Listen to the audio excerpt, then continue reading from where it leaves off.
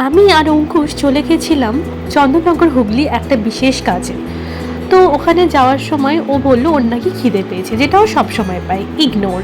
তো যাই হোক, ওখানেই দেখলাম গঙ্গার ঘাটেই একটা সুন্দর রেস্টুরেন্ট, যেখানে আমি আর অঙ্কুশ চলে গেলাম স্টার্টার আইটেম ট্রাই করব বলে।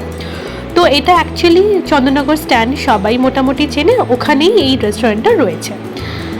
এত সুন্দর অ্যাম্বিয়েন্স, সব থেকে বড় কথা এটার লোকেশনটা এত ভালো, মানে অসাধারণ। তো ওখানে গিয়ে আমরা ফিশ হরিয়ালি টিক্কা কাবাব নিয়ে নিয়েছিলাম, যেটা সত্যি ভালো খেতে ছিল। দেন আমরা ওখান থেকে বেরিয়ে চলে গেছিলাম সোদপুর ডি বাপি আউটলেটে। বিশ্বাস করো, এত বাজে এক্সপিরিয়েন্স। এত বড় একটা রেস্টুরেন্ট যেখানে কোনো কারেন্ট নেই, না ইনভার্টার না জেনারেটর, মানে সবাই হাঁসফাঁস করছে বিরিয়ানি খাবে কি, লোকে হাঁসফাঁস করছে। এইদিকে বিরিয়ানির সাথে কিন্তু এসির চার্জটাও নিয়ে নিচ্ছে, আর এত অন্ধকার যে ফ্ল্যাশে জ্বালাতে হচ্ছে। যাই হোক, এভাবেই ব্লগটা শেষ করলাম। Thank you for watching.